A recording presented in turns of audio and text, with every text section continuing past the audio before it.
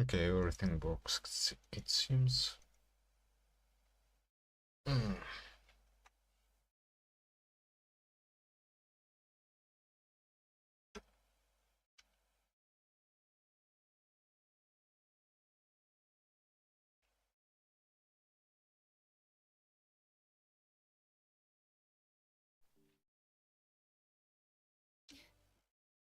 Okay, so there is this event that I haven't noticed previously, like, I mean, this is also one of those events. Time left, sales. No clue how that works.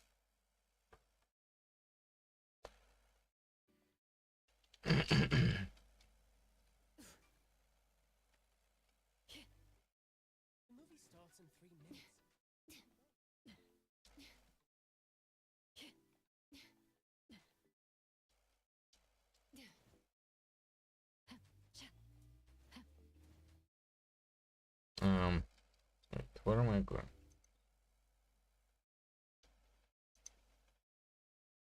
I'm trying to go there.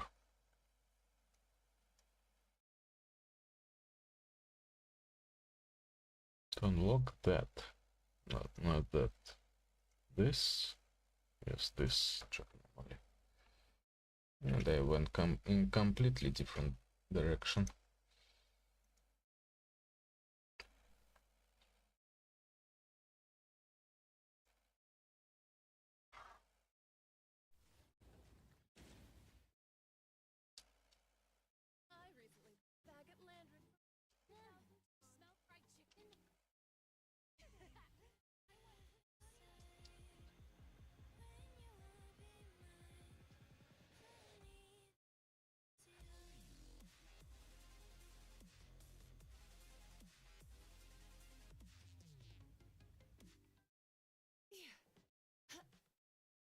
Ah, yes. This asshole. Right?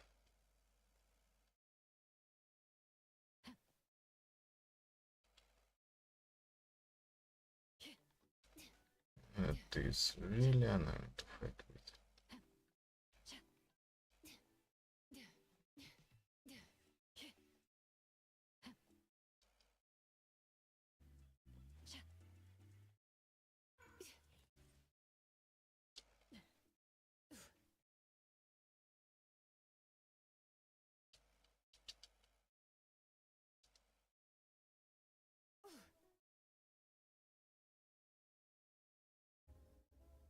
Let's go to floor 4.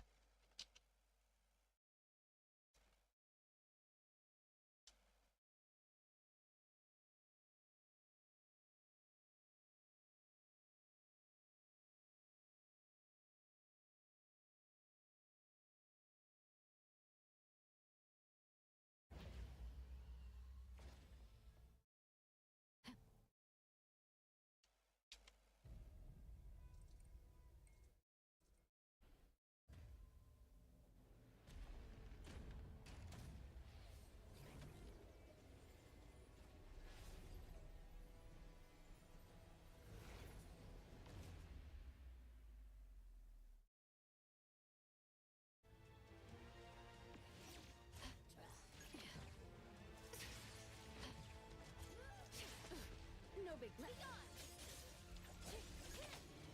Pretty lively here.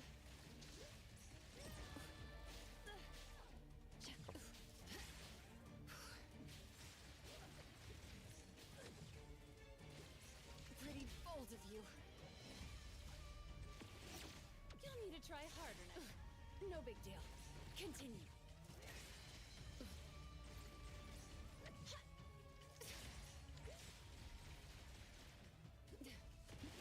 You need to be faster than that.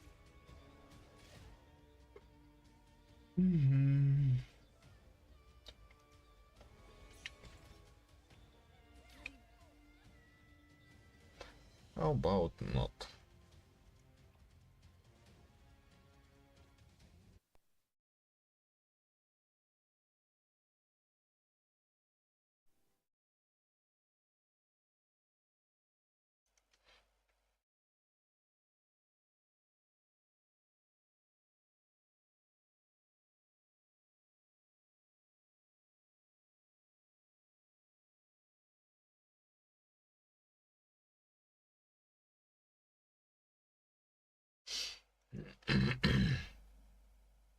Disruptive biker gangs in the city.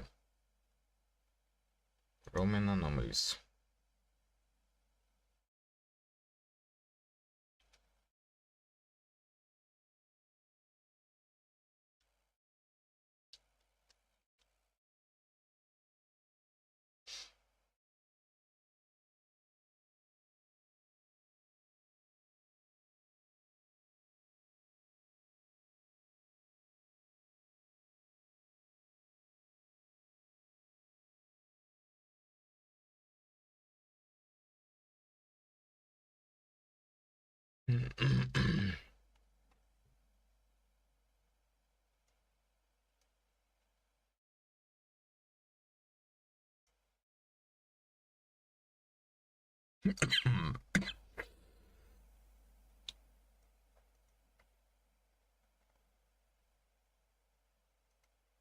For example,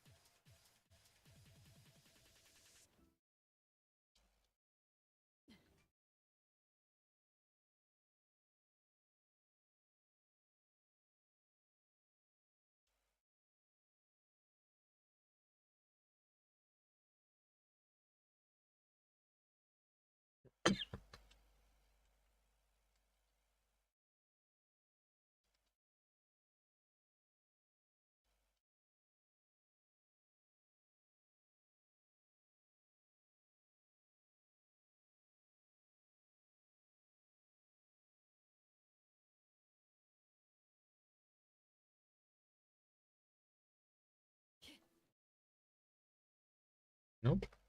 Yeah. Feels good. Uh-huh. That's completely useless.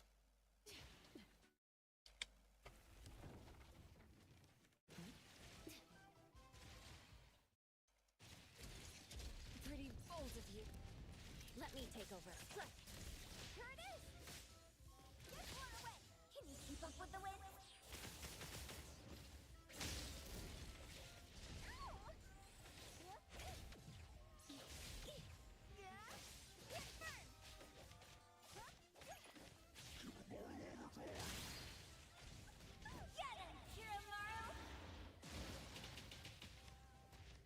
Shift change. Don't make me clean praise.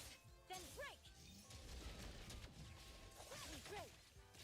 Your express delivery.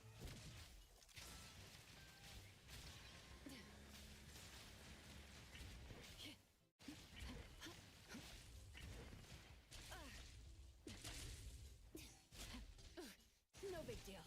Continue. Let's settle.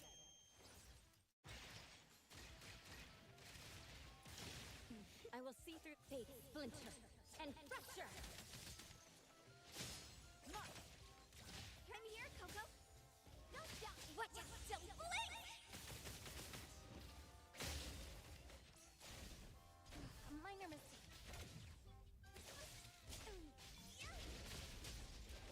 Time to eat. Shift change. Don't make me clean up for too long.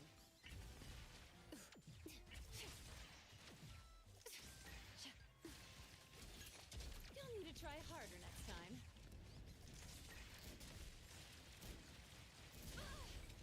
I can see you all. Over here! Knock them all away! Watch out, fools! Let me take over. Pretty lively here. Thank you for your patronage. I will see through the Nexus. Fight it. Fight zero!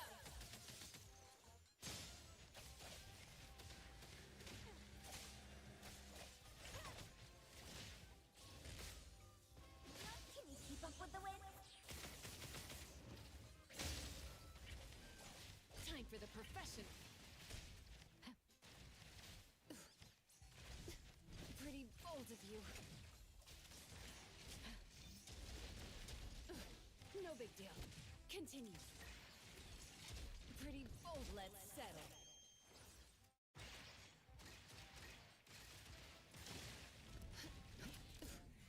You need to be faster. Exclusive delivery. Please sign here. Trust me. Pretty lively here. Let's go! Alright! One step closer to becoming a reliable senpai.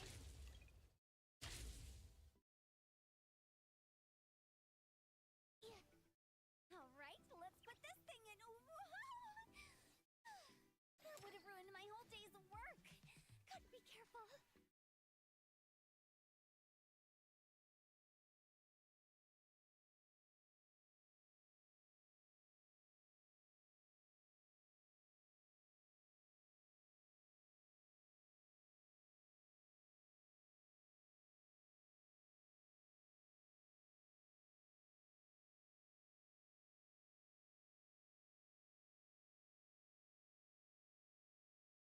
Okay.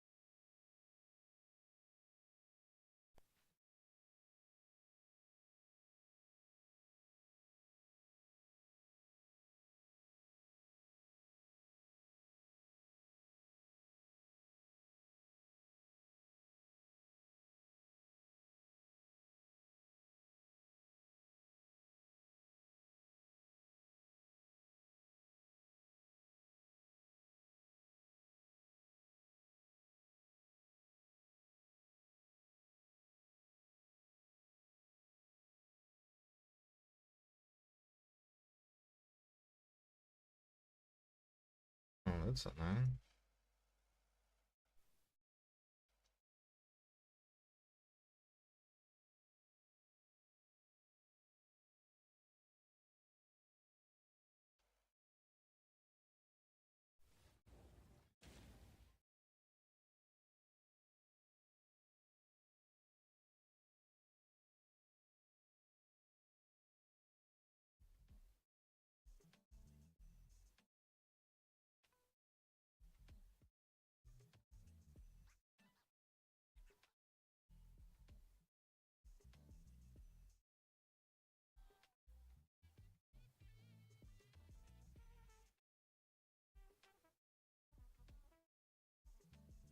This is a challenge that I did not want to do. But after facing backlash, insults, and attacks on my character among a slew of comments that I don't even want to repeat, I couldn't just sit there and let this blow by.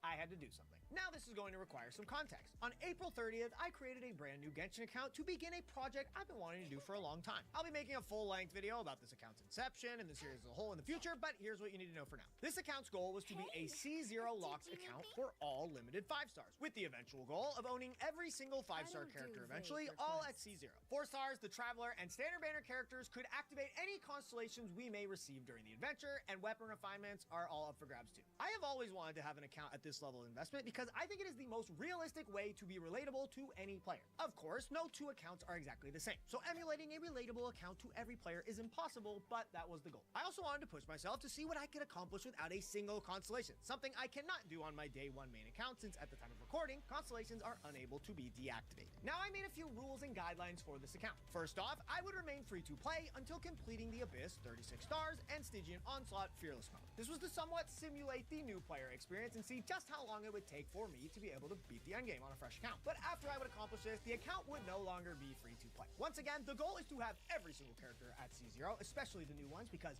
power creep be going crazy, alright? And it is not possible to have every character free to play. This second may not sound like much of a rule, but it is very important to me. This account is not a challenge account. While of course the Abyss and Stygian runs that I do in the future will be self-imposed challenges by the nature of the account, there is no set challenge going on. What I mean by this is there is no time limit going on, okay? If it takes me 6 months to beat the Abyss for the first time, so be it, okay? And if it takes me a year to beat Stygian Onslaught Fearless, that's just how the cookie crumbled. It's all part of the journey. There's also no rules like no co-op help or anything like that. Look, I've attempted to make accounts similar to this in the past, and honestly, I end up dropping them because of burnout. It's already hard to balance 2 Genshin accounts in the first place, on top of all the content that I want to make for you. So if I'm going to have fun and reach my goal of having an account that I can use for endgame along with my main, I'm gonna need to not burn out. This is not a challenge. Now with that context in place, let me take you to the beginning of our story. My goal was to begin the account on the right foot. I wanted to start when there was a banner with 2 limited 5 stars that were a top tier duo together, and make sure I snagged both of them in their 3-week time frame. After attempting this for Skirk and Escoffier with no luck to be had, I pushed the project back a little bit for the Lauma Nefer banner that dropped on April 28th, where I decided to re-roll accounts. Re-rolling is a monotonous, tedious, and boring strategy that any player can use to, give you an edge right off the bat. It involves making a brand new account, progressing through the game until you unlock Wishing, and praying you get the banner character in your 4 to 6 limited pulls available to you. And if you don't get them, you do it again. Each account takes about 20 to 25 minutes to create and run through, obviously with pretty low odds. After 2 days of doing this though, on lucky account number 11, Lauma time, 5 or 6 pulls on Lao Mama. That's 1. That's 2. Please. Oh shit.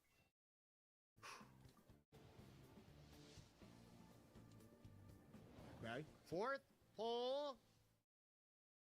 Nothing. Last one. Last one for account 11. No! Ah! Please!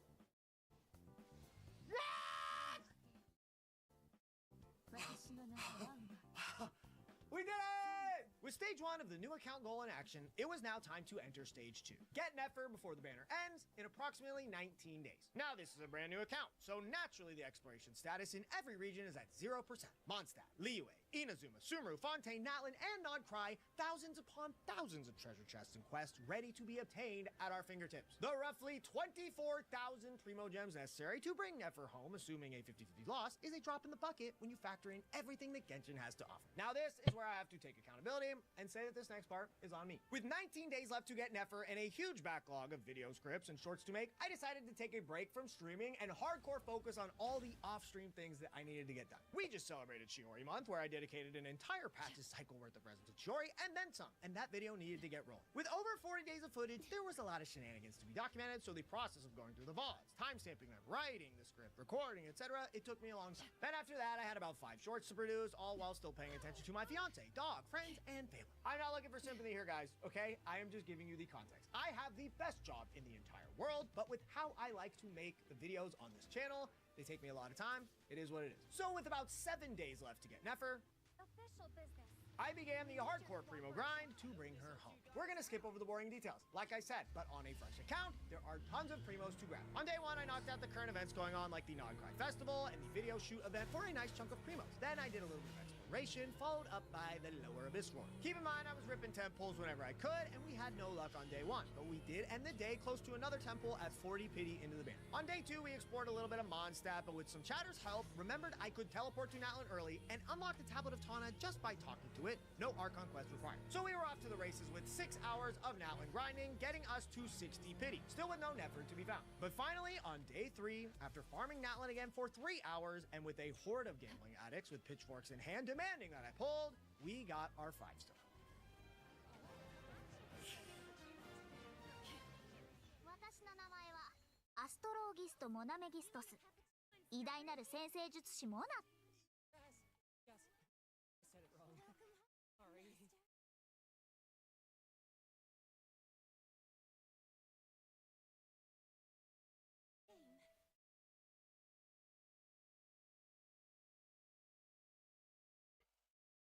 How can I play Mahjong?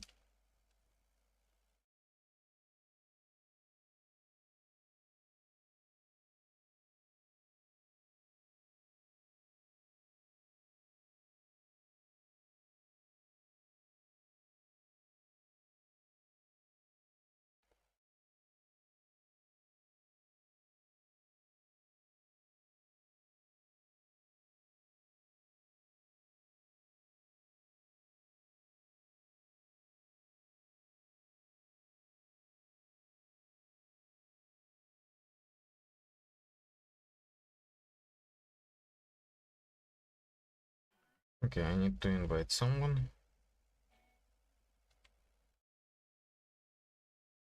Invite someone. I need.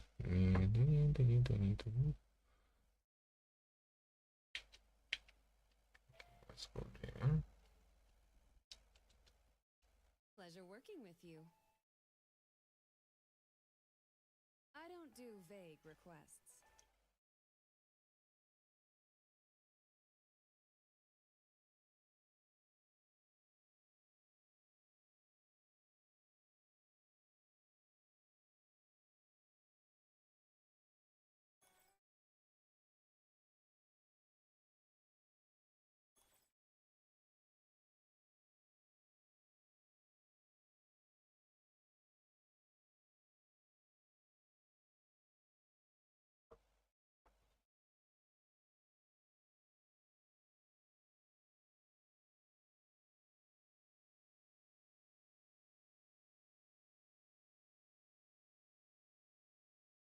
You knew me better than I expected.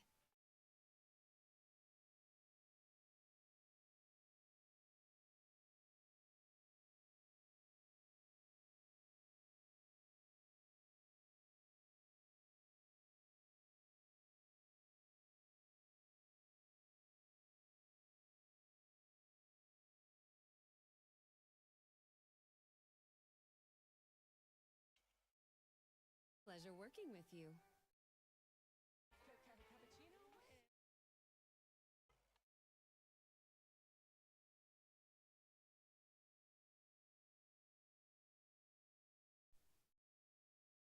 Oh. I have no clue how to play Mahjong, by the way. っていう意味です。 Now, I'm gonna let this play out from what was said on stream, so you know exactly what happened. No missing context, no dodging accountability, no BS.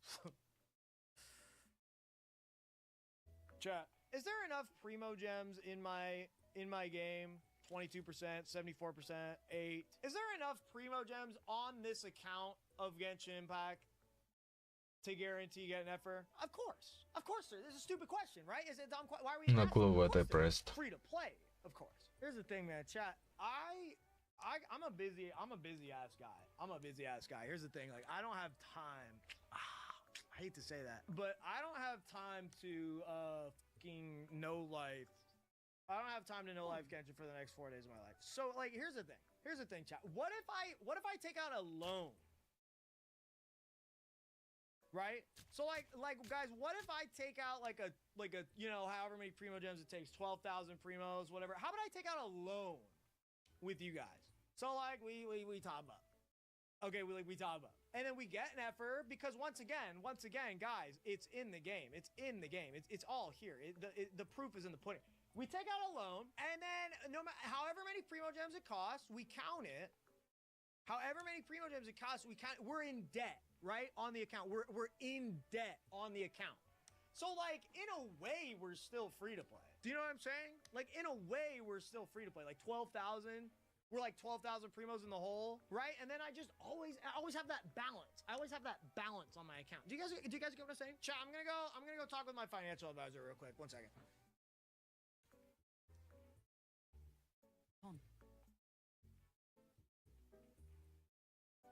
Chat, Chat, the loan got approved. Sometimes in life, you're not proud of it. No one wants to be in debt. Nobody wants to be in debt. Like, it's not something that, like, we as human beings are happy with. It's not something that we're proud of. Okay, but the thing is like there are times in life when it's required, when it's a requirement. This account is free to play indebted. Okay, here we go. Temples. Early. Fuck, sorry, chat. We are 1,600 Primo Gems in debt. Count that shit exactly.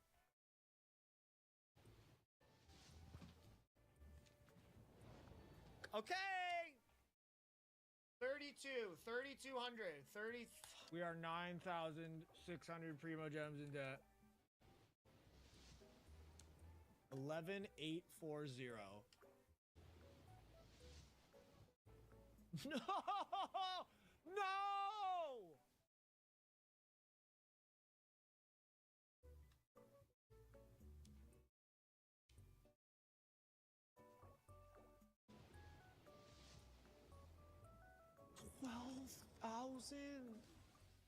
$12,000.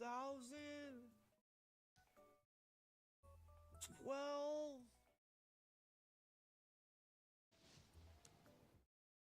Thank you. Way to be fucking lore accurate, Nefer, putting all your goddamn clients into crippling debt. Well, she's home. Chat, I just want to ask everyone here to act with tact, grace, and humility because I am in debt. This is going to be a hard time. I, as a free-to-play player, which I am, like, it's rough out here. It's rough out here for us. It's rough out here for us. And to be honest, you could argue I'm even worse off.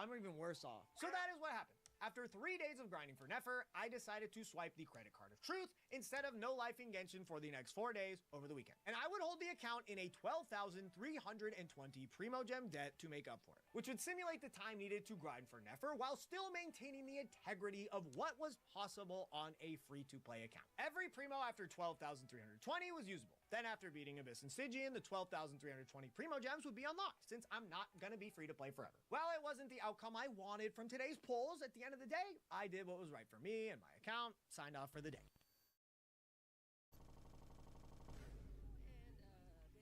So my live stream VODs here on YouTube usually get between like 2 and maybe 10 if I'm really popping off comments on them. But this one, 61 comments overnight. With the majority of them, well, they weren't being very nice, to say the least, and I will get to the exact comments. Don't worry, just let me cook real quick. Negative comments come with the territory of making videos. To be a content creator, you've got to have thick skin and take these on the chin. If you breathe, someone on the internet is not gonna like you. It's just the facts. But it was not just the comments existing that was starting to get under my skin, okay? It was the fact that everybody missed the point. I decided to swipe to save myself the monotonous grind to secure Nefer while paying for it in the most fair way possible with an exact Primo Gem debt on my account, all to keep things free to play possible. But this wasn't good enough for some people, claiming that this was impossible, that a free-to-play player would not have Nefer in this situation, thus making the account unfeasible. I am a petty bitch. If someone badmouths me, doubts me, or mocks me, and I can do something to prove them wrong, I will do it every single time. So against my better judgment, that is exactly what I decided to do. Hello, ladies and gentlemen. As of recording, it is 8:36 p.m. on Saturday night, and yesterday I did a stream. I was streaming. I am a spite-driven man. I'm not proud to say this, but I love proving people wrong. I love proving people that I can do something, and so that is what I'm going to do right now, is prove that I could have gotten Nefer without spending a single dollar. Yes, I spent over 25 hours between Sunday, Monday, and Tuesday morning grinding out the Primo Gems necessary to bring Nefer home legitimately. I also promised to not touch the Abyss since I obtained some 4-star constellations for the integrity of my point. Saturday night, I clocked in 1 short hour, but on Sunday, 7.5 hours. On Monday, the start of the work week, 11.5 hours.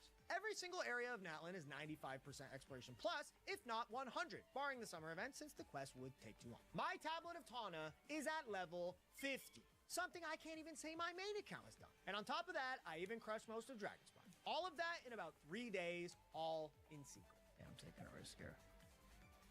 I need one more. I need to go inside the mountain.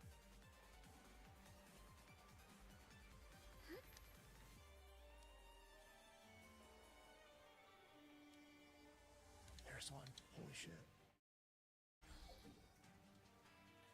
Dude, holy shit. Watch this. Holy shit. I trolled. Okay. So at 12:59. Wow, it makes you do both animations. Yeah, the banner might actually be on at 12:59, but if it's up right now, it's up. Holy shit. 2 Acquaint Fates. Look at it. It's done. Oh! Now, if you are confused in any way, shape, or form, if you're not a math magician here, we have 56 glitter in the bottom corner. So 11692. What I have. Plus 160, plus 160. I don't know if I should be proud of myself or, quite frankly, just embarrassed at the lengths I went to prove that what I did was totally justified and fine. Holy shit. I am tired. Goodbye, Nefer Banner. You know what? Let's do these for the road. Let's do the legendary when it's the only banner up. We got 2 standard pulls. Let's just do it. Who fucking knows what what's gonna happen? Tainari, arguably the best standard character in the game. Tainari? Tainari? What are the chances of that, bro? One more for the road.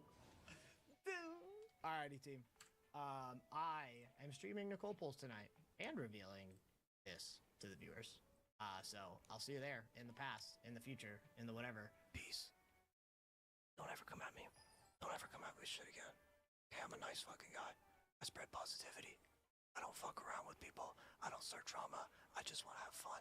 When you come at my speaking and I said the F word one too many times, my bad. I fucking farmed all so there it is. The proof that what I swiped for was completely possible, I just didn't want to do it. Proving that the integrity of the account was still alive, and that this was all blown out of proportion, resulting in probably the dumbest, pettiest challenge I had ever done. Now I have some more things to address about the situation, and I'm gonna apologize in advance. I'm gonna go mask off. I don't like to do this, alright? I said it a few times now, but I think I'm a pretty positive guy, okay? I don't talk shit. I don't start drama. I stay in my own lane and I just try to make content that I think is fun. But even I can be annoyed so hard that I need to put my foot down. Am I a nice guy? Well, in my opinion, yes, but that does not mean I am going to let people talk shit about me without me defending myself. Also, just keep in mind that a lot of people deleted their comments on the live stream VOD after I revealed this, whole thing on stream, which is pretty funny, but I do not have screenshots of those. The first thing to address, that I changed the rules and that I ruined the challenge. Okay, what challenge? Whose challenge? It's my account, bro. I make the rules, okay? It's my life. If I want to change the rules on my own account, I'm gonna do it. And like I even said in the FAQ for this new account, it is not a challenge. There is no time limit, nothing. My goal is to have a C0 limited account and have some fun. If there was something that was going to stop me from having fun and making this content, aka mindlessly grinding for hours and burning myself out, I would stop it. Even with that said, I was still honoring the essence of the entire challenge goal with the debt and everything. The end result and the adventure of going through Genshin, getting to the late game, would be the exact same as if I didn't. End of the day though, it is my account and it is my content. If you do not like it or whatever, you do not have to watch. Simple as that. The second, many people use the word consequences in the comments of the dreaded Nefer Swipe livestream, saying that I didn't live with the consequences, along with people being upset that I spent money to fix my problems. Consequences of what, man?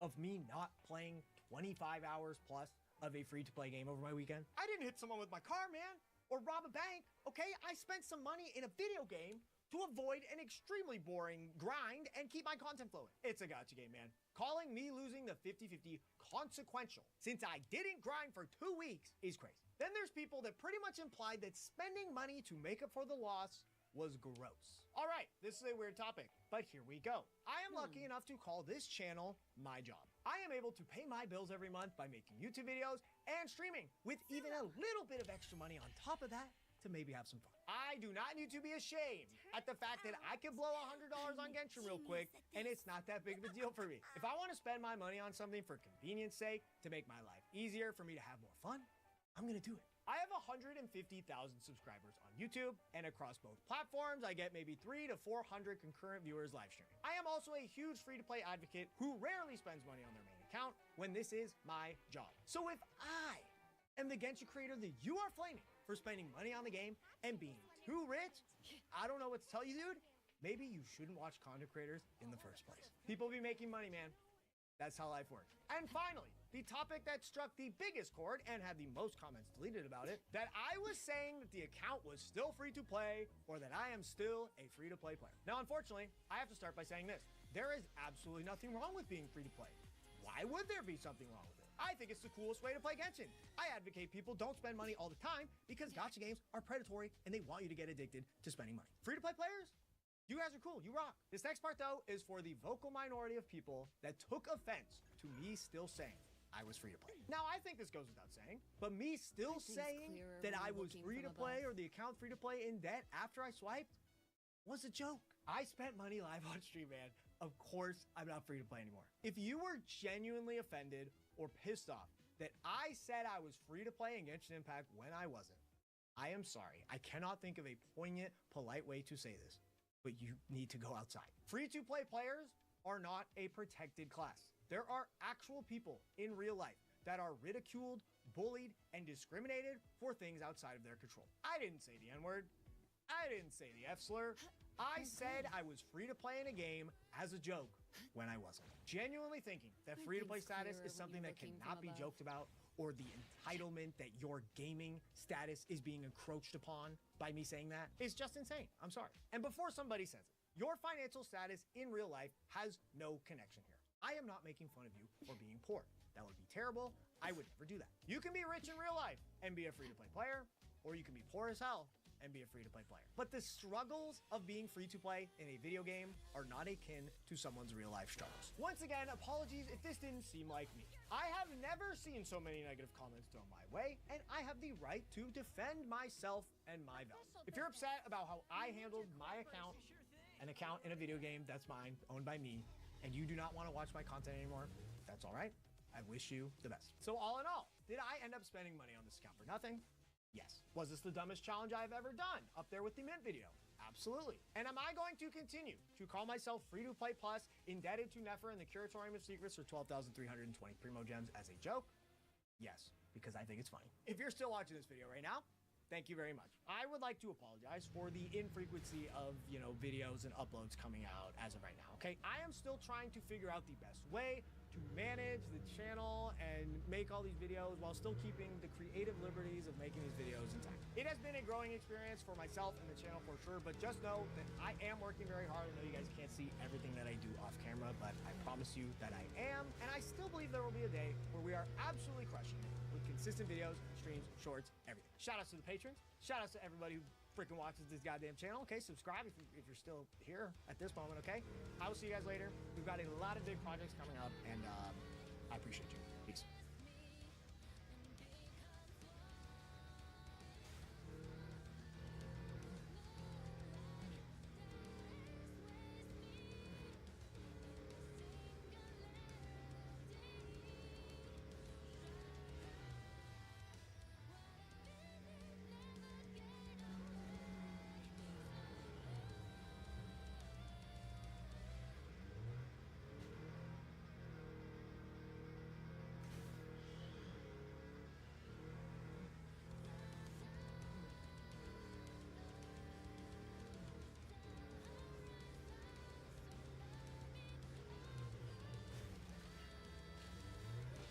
Okay.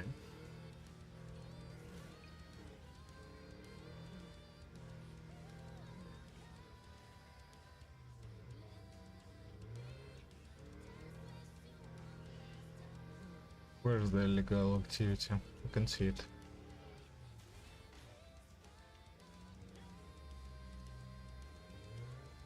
I pressed it way too fast.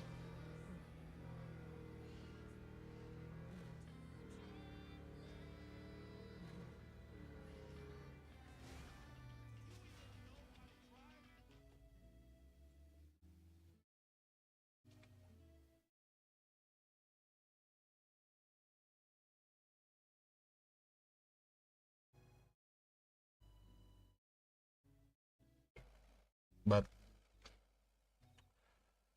just got a car.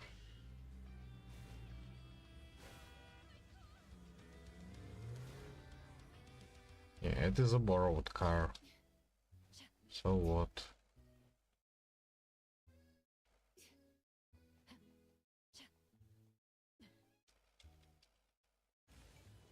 Do I have to have my own car? It seems kind of unreasonable.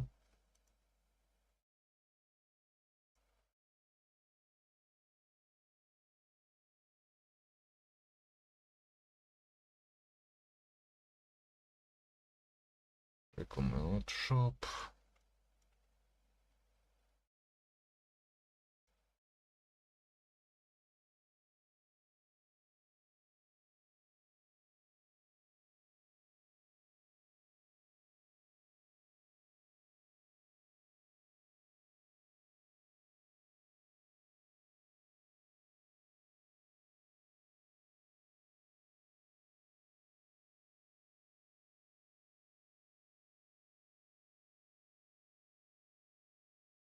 Look over there.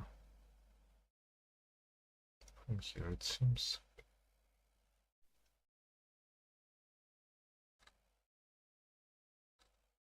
This is dumb. This was a really defensive hit.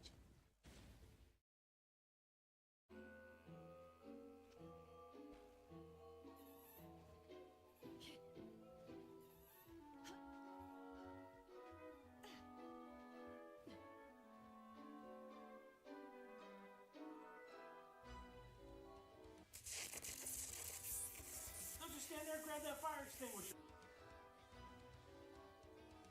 Welcome to my Christmas video. You can probably tell it's a holiday video because of my loud, festive colored sweatshirt. Let's hope it doesn't become a distraction. Just a little housekeeping. Out of the gate, I am not participating in this year's YouTube Secret Santa. Thought you should know. Maybe next year, if they let me back in. I will be following along, of course, but things have been too unpredictable around here. In fact, it'd be a Christmas miracle if I got this video to you before end of year.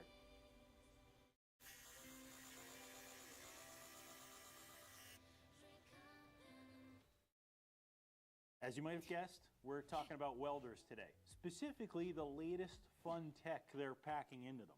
A little something to get us all up to speed, nerd out about. Maybe that's your thing. But before we start electrocuting ourselves and setting stuff on fire, I have to sort out this welding helmet. It's getting rather difficult to see through. This is a 3M something or other, 9100. I splurged when I got this, but as with all things, I've come to take it for granted. But it's Christmas, that one day of the year we're legally required to think about what we've been taking for granted. Ugh, I lost a piece. I keep cheaters in my welding hood. I think this is like a 1.5. I use it for TIG. I take it out for MIG. And since I got the multi-process machine and I'm switching a lot between the two, I take it in and out often, and these little tabs have gotten all wonky and one just broke off. In any event, an expensive welding helmet, as I'm about to demonstrate, does not make you a good welder.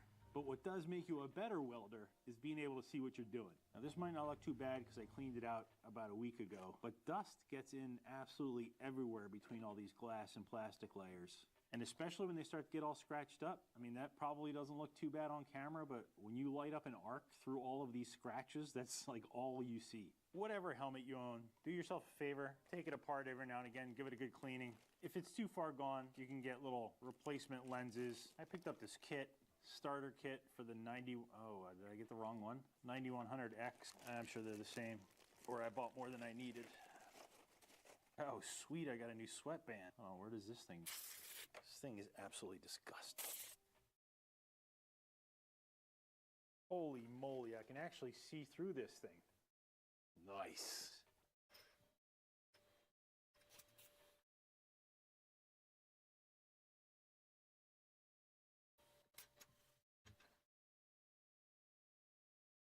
I know what you're thinking, because I thought the same exact thing. What in the tarnation with all these new welders all the time? I get it. I really do. And when HTP reached out to me, I basically said exactly that. I felt like I'd just gotten the Revolution, which is still great, and I'm still pretty sure at my age is likely my forever welder.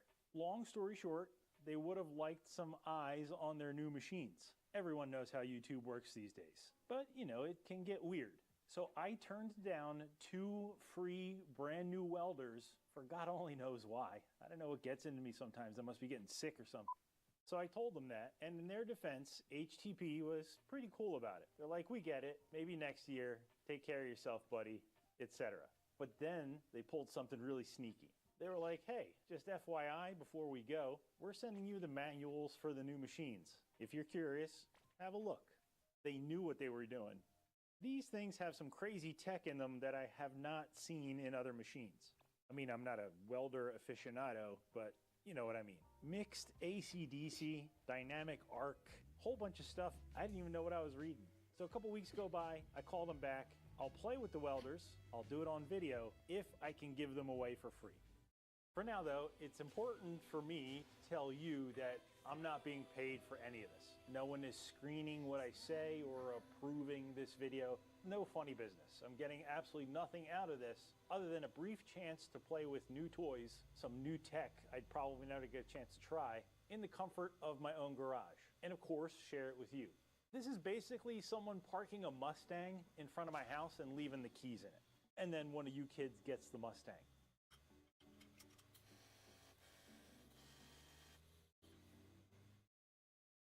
So here's what we're looking at. Up here on the right, a little bit out of frame, is my Revolution. It's a multi-process welder. That means it does all of the welding processes in one box. It does TIG, MIG, stick, AC, DC. We've talked about that machine. However, being a multi-process machine, it doesn't have all of the bells and whistles that these machines do. This one is called the Independence. It's the top of the line 250 amp AC DC TIG welder from HTP that I believe replaces the Invertig. And that one is the Freedom. That's their state-of-the-art MIG machine in that size, 250 amps, 230 amps, 230, because the ProPulse I had before, the MIG welder was 200, so they're squeezing another 30 amps out of that size box too. Now, I'm not as much of a MIG guy as I am a TIG guy, but according to the manual, this thing does some pretty decent DC TIG. They've thrown in a lot more TIG features for free. Pretty cool features to stuff into a MIG welder, but we'll turn it on and we'll see. Every winter, at about this time, since they were very little, I'd gather my children around the fire and share 2 pieces of advice with them. This year, I'd like to share it with you as well, and you might want to write this down. intigpendence@protonmail.com and freedommig@protonmail.com. And just like I tell my kids, that might not make much sense now, but you'll understand when you're older. Now, I said I'm more of a TIG guy than a MIG guy, but I've been doing a lot more MIG welding with the Revolution just because it's right there and like ready to go. Now that I think about it, all that MIG welding is probably why my helmet is looking so bad. But here, I just push one button and I can pick up the MIG torch, weld something that would have been annoying to do with TIG, whereas before I would just slog through it. That's the nice thing with these all-in-ones. That said, and as we'll see, I miss out on a lot of the features of a dedicated machine. And frankly, that tears me up inside. I've moved all of my cables and accessories over to the Independence, so there's no hookups here anymore. All the gas, torch, ground, everything is going over there. The only thing that's different is the Independence. They sent me a foot pedal because my foot pedal does not work with that connector. So I think they've switched to the new like Miller 14 pin thing. So here, for example, you could use your wireless foot controller if you had one. That Miller wireless foot pedal is on my wish list, but it's gonna have to wait till some scratcher pays off or I get my first Social Security check or something.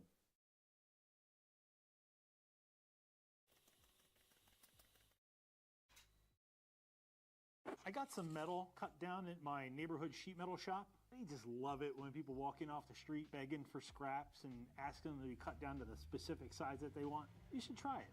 They'll love you for it. I got some aluminum and some stainless in 2 different sizes. Old crap out of their dumpster, but it should do just fine. We'll wipe them down a bit, of course, give these welders a fair shot. For the TIG welding, I'm using my own torch. I only got the 2 naked machines. For you nosy types, I've got a number 6 gas lens on here. I prefer the 8s. I leave an 8 on pretty much all the time, but I'm all out of those. So 6 it is. Except for the stainless, the 6 might be a little small. So I'll be using this glass one. I said glass. It's a 12 maybe. Pretty big. I don't use this that much. I've gotten quite lazy. I make a number 8 do almost everything. Speaking of lazy, I'll be using blue tungstens from ArcZone. Baby blue tungstens. I think these are 2% lanthanated. Don't quote me on that. Actually, it's sky blue. 332nd. It doesn't say. I settled on these a long time ago and just use them for everything. Oh, and sharing welds on the internet takes an astounding amount of courage and humility. Am I the best welder in the world? Well, of course I am. So if these welds end up looking like crap, it's totally because I'm not using the right tungsten. That's the only reason why. First thing you might notice, or that I noticed anyway, is the new display. I'm about to turn this on, but I may talk through this with like a series of screen grabs, just so I'm not talking over the fan. But check this out. Would you have a gander at just how nice that looks? If you go back to my older videos, you'll know I have a bit of a hang-up for interfaces, because usually they're dumb. For reference, and I'm not trying to hate on the Invertig, but here's what the interface looks like on the Invertig I used to have. Everything was codes you had to remember. It was like programming a VFD. Now sure, you get used to it, and the machine did great, but here you can turn it on, and in like 4 clicks, your head is back in it. Like, stuff is in English, balance, electrode positive percentage, frequency, it's popping up at the top there. But you can see the changes on the waveform. That's what the balance does. That's what the percentage of electrode positive does. It's right there. You don't have to remember it. For now, though, let me see if I can remember how to reset this machine. I have been messing around with all... There it is. Reset. Yes. And now when I try to remember the settings, I changed to get it the way I like it. So the settings, remote on, minimum amps TIG, that's up to you. I dropped this all the way down.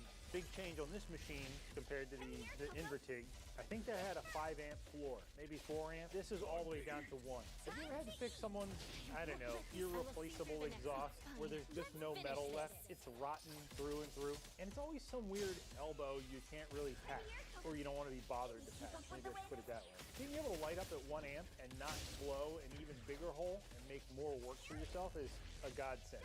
If you put it down to 1 amp, it is tricky to get that arc started. Like, you need small tungsten with a point like a mile long. Crazy sharp. Leave that at 1. Advanced user interface. Trust me. Just because we're here, stick, 2T with a pedal, 2T without, 4T, TIG spot, and Kaka. You might play with that a little bit later. I'm a little scared. Go to 2T. We'll go in AC welding. Standard for now. I mean, look at all the waveforms you've got to choose from here. Now, I do use the triangle waveform on the Revolution. I'm not sure what some of these other combinations are supposed to do. There doesn't seem to be like a lot of information out there. The only one I can sort of see that would be useful to me, triangle and square on the bottom. There it is, square and triangle on the bottom. So what happens when you put it in triangle waveform on the aluminum, it is less heat input. You do compensate a little bit with the pedal, but it's sort of like a softer arc. It's not as violent as the square, but a consequence of that is you lose the cleaning action, or like the crispness of the cleaning action on the positive side. This, I think you would have that cleaning action you want on the top and that sort of that softer arc on the bottom. I don't know. There's a lot of options here to play with. I'll just leave it in square for now. High frequency, all the important settings are right there. Click the button, you see it's underlined. So here I can change the frequency, there I can change the balance, there I can change the amp.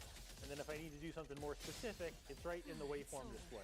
And if we go into AC wave, I can adjust and visually see what the waveform is going to do. If I don't remember what balance means on this particular machine, sometimes it's a different like nomenclature. Here I can see what it's adjusting. Post gas is always set way too low in these things. Yeah, I usually keep this up around 10. Maybe I'm wasting some gas, but you never know. 8's probably fine. Anyway, there's 3, maybe 4 enhancements, like upgrades, that have really got me hot and bothered. I know some of you are going to call me dumb, but of all the features these new gen machines have, I think what I really miss the most is this dedicated TIG spot function. The Invertig had it, but I lost it when I moved to the all-in-one Revolution. You really don't know what you got till it's... Not only does this have the spot weld function, but there's a new... There it is, Fast Tack. Going by that symbol and the sound that it makes, it seems to be a pulsed spot welding function. Color me intrigued. Let's set this to the max, 250 amps, and go into the waveform menu. Pre-gas.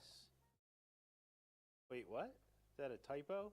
1/100th of a second? That is insane. Am I misremembering? I think the Invertig's fastest pulse was 1/10 of a second, like 10 times longer than this. Sorry, let me back up. This time setting, time on, is the duration of the weld, the duration of that spot weld. So in this case, it looks like I can set it to 250 amps at 1/100th of a second. It's like a lightning strike. All right, fine, lightning strike might be a little bit more than 250 amps, but you get the idea. Still seems wild though. Can a person spot weld without the spot function? Sure, happens all the time. Welders have been doing it for weeks, if not months. I'm just gonna pick these up a bit so my bench isn't as much of a heat sink. You can spot weld with a TIG torch, just pumping the foot pedal or hitting the switch, but it's not as surgical. I'll be honest, I was expecting a lot more, you probably can't see it, but the beads spread apart. You have to either slow that down or drop the current. Gonna 200. Yeah, that is way too fast. Maybe that's for like razor blades and tinfoil or something. I'm gonna bump the time up to 1/10 of a second, and my amps maybe down to 150.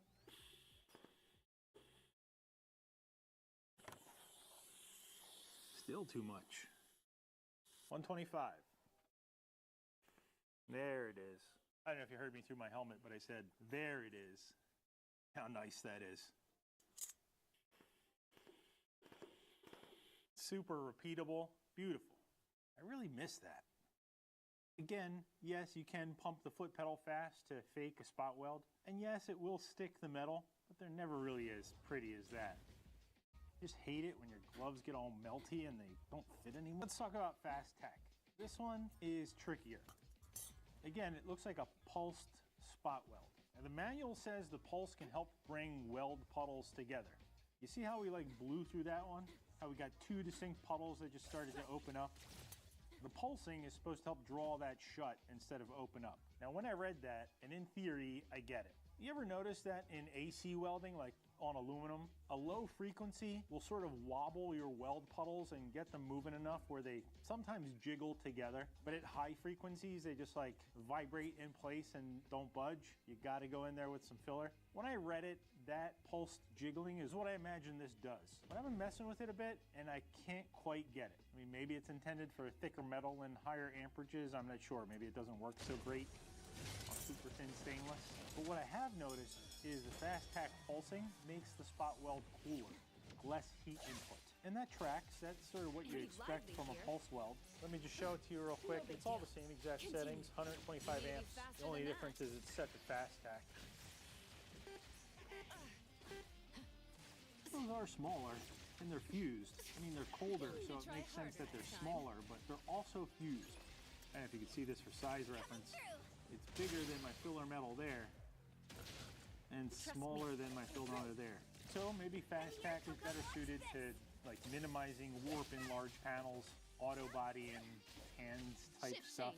Now I want nothing more than to drill down and spend all week figuring out where this Fast Tack works, where it fits into the TIG welding toolkit. But for now, I'd like to talk about, hold on just a second.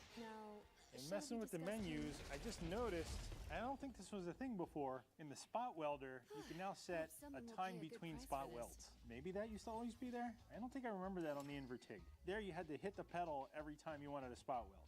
Now you can set a time between spots, so if I hold the pedal, it's just gonna keep spot welding. And it dawned on me, we may be able to do tick-tock style welds with this. I have no idea if these settings are right. See what happens. That's kind of it. Yeah? No? I gotta get myself on TikTok. This next one I think is pretty darn cool.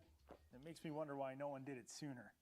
Where's my prop? If your hands shake and you suck at TIG welding like I do, this is gonna blow your mind.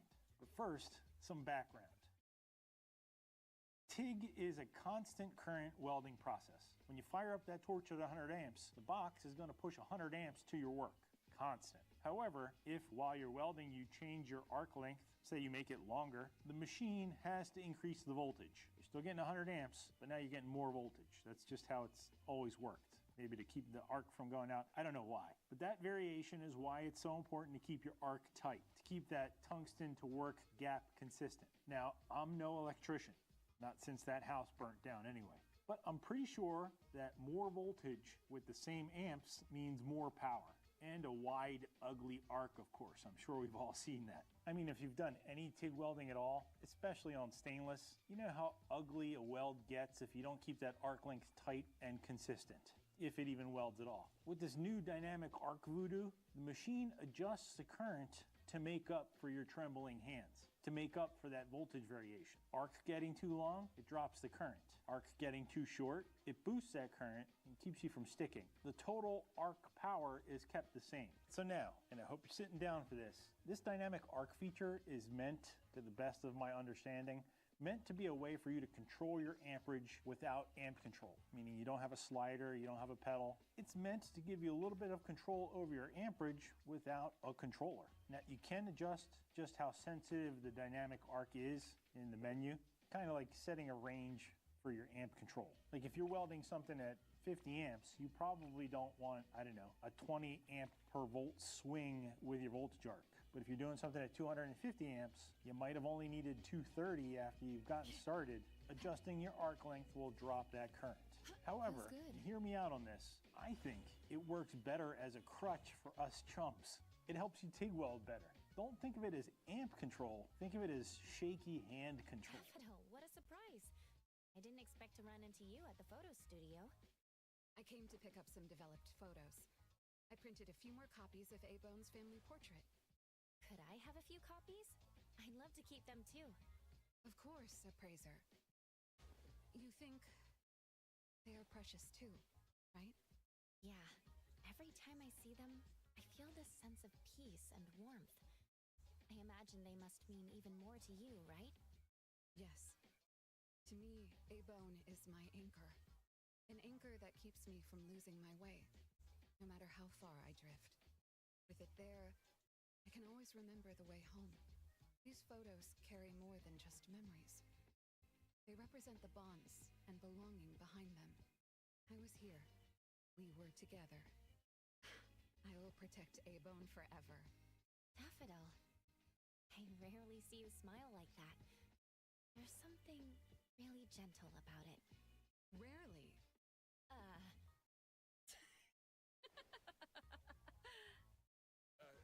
Sorry to keep you waiting.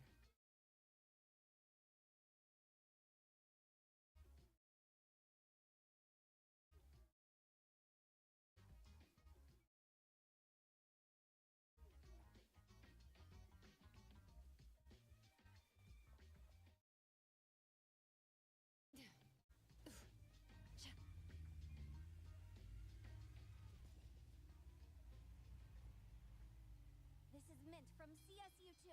We need your I've got my own assistance. urgent business.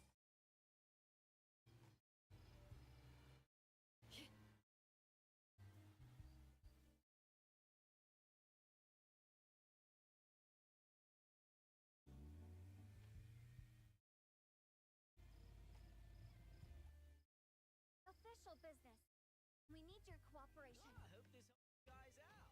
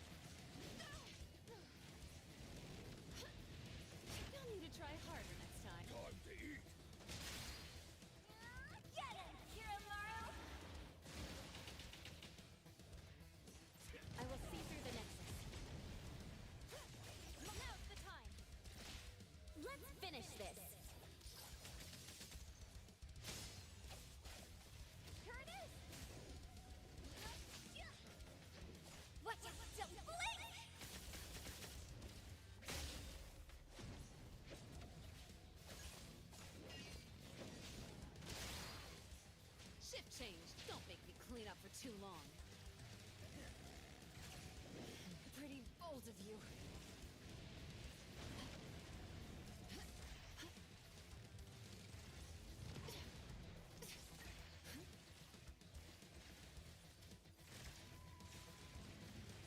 You need to be faster than that. No big deal. Continue.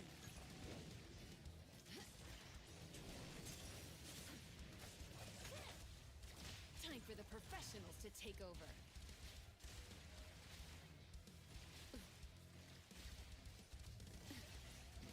Let's settle.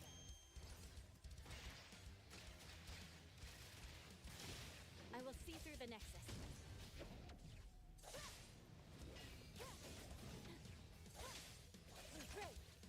Shift change. Don't make me clean up for too long. Time to eat. Watch your step! Trust me.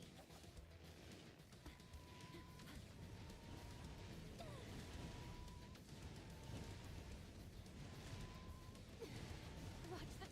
Not too difficult. Strike! Here it is! Mix ultimate! Super duper ultra 360 whirlwind slash!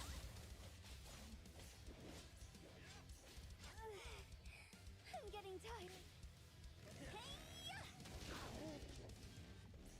Let me. Great. Pretty lively here. Signed for delivery. Trust me. They splinter and fracture.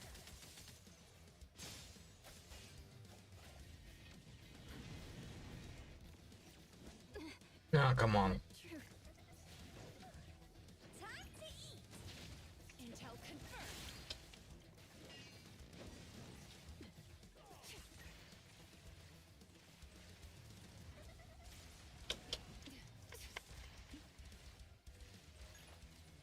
Taking off. Knock them all away. Get him, Kiramaru. Pretty lively here. I can see you all. Thank you for your patronage.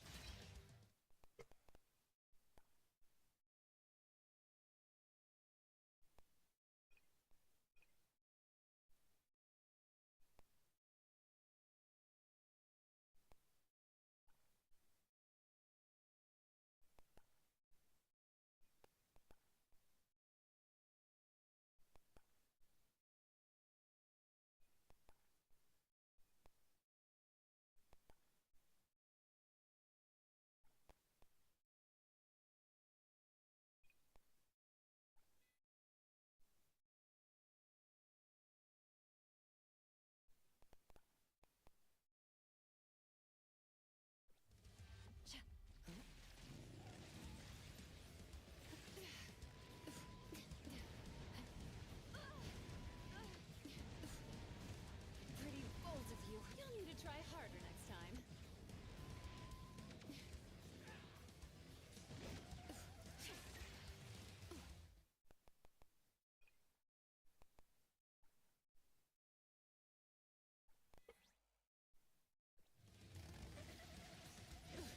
No big deal. Continue. You need to be faster than that.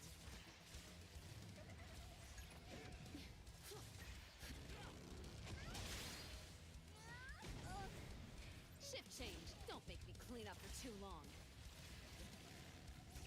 You'll need to try harder next time.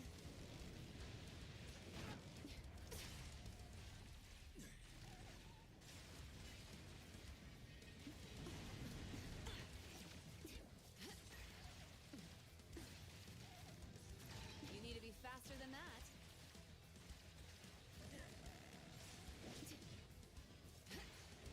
Pretty bold of you. Time to eat. Thought there would be more chaos. Pretty lively here. Time's up. Back to where you belong.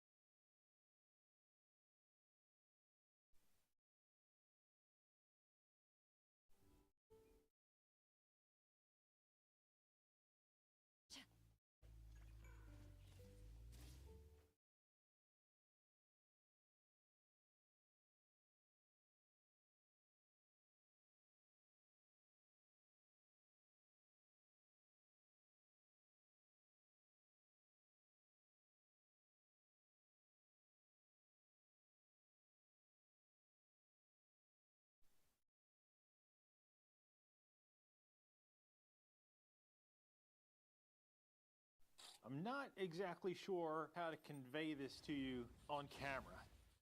Maybe you should all just come over here. I expect the arc to freak out, and it doesn't. It's like a different muscle memory. Like it goes against everything you learn when you start trying to learn TIG. I guess let's just try it. We'll film this through the hood as I'm being a meathead with the torch. This is somewhere around 50 thou.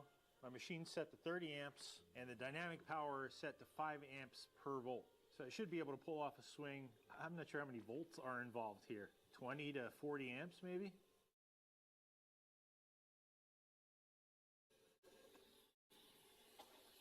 I could have probably set the machine a little hotter for this demonstration and maybe cleaned this stainless a little better, but that experience was just otherworldly. Like usually when you pick the torch up that far, the arc gets all crazy, the weld looks like poop. But check this out, I started closer, hopefully you can make out the weld bead is thicker there. I started to lose it here, I got too far away, started to come back. That's relatively consistent, then dove down closer, which ramped up the heat. I got a wider bead, and then it turned off there. Absolutely bananas way to control your weld amperage. I'd wager dynamic power could be a heck of a convenience for real welders. Up on a ladder, under a car, the usual stuff. But potentially, maybe, a game changer for us hacks. It could help even out all of that, what's the word, lack of training that we have.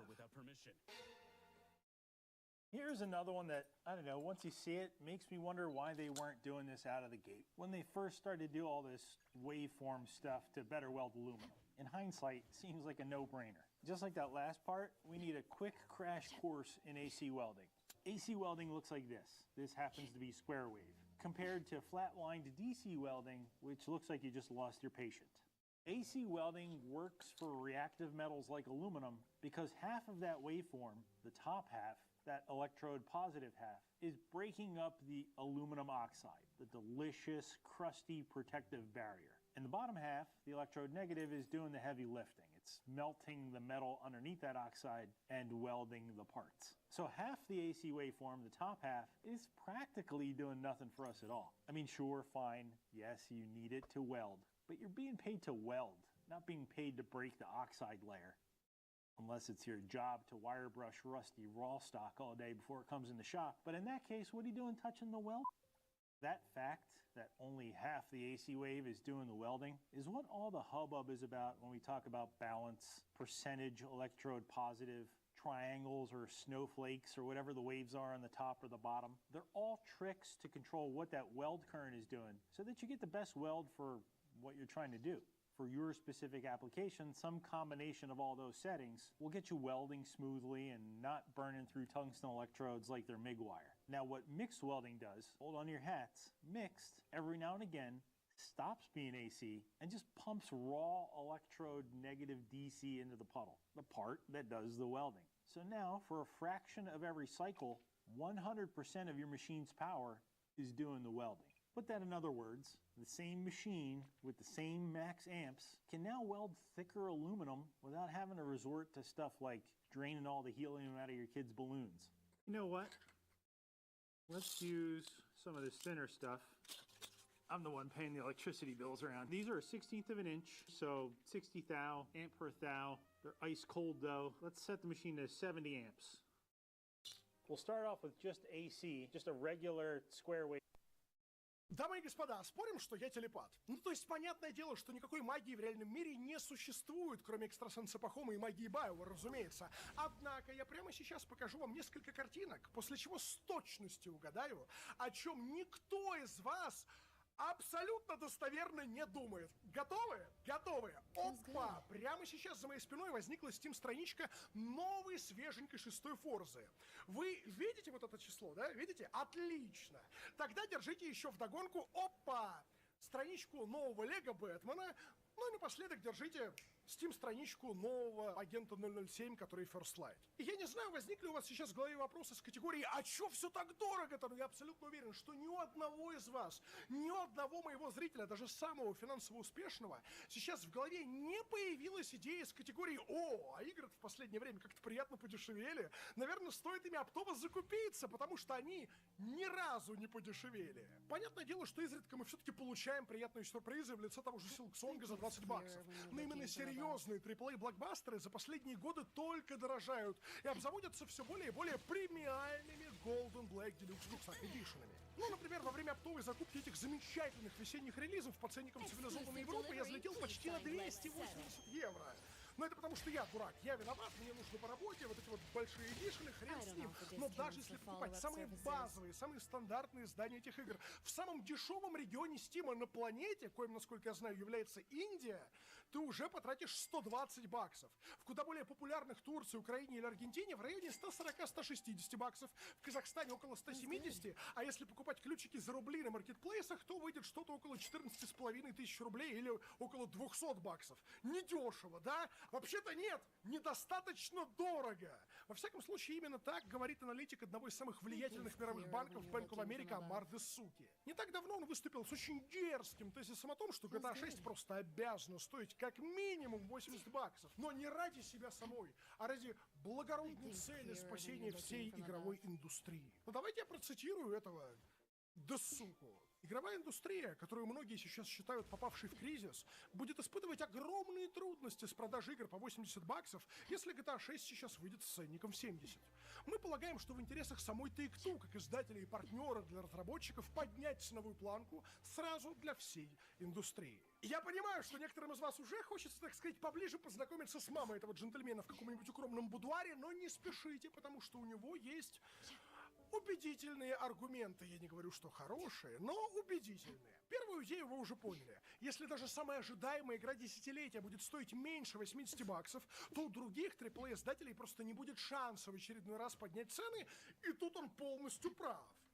Но минусов я в этом не вижу. Что гораздо интереснее, он сказал, что с поправкой на инфляцию игры сегодня стоят гораздо меньше, чем в 2000-х. Мол, 80 баксов в 2026 году — это даже меньше 60 баксов в 2005. И знаете что? Ну, он прав. Но с нюансом. В-третьих, по утверждению банковского аналитика, уже существуют смелые герои из Nintendo, которые уже накатили на свой Mario Kart World ценник выше 80 долларов и просят за физическую копию игры в Европе аж целых 90. А значит, так делать можно и нужно. Ну и напоследок этот гений выдал, я предупреждаю, вам сейчас станет очень стыдно, но надо это услышать, он выдал, что искусственный интеллект в ближайшем будущем сделает игры еще ценнее.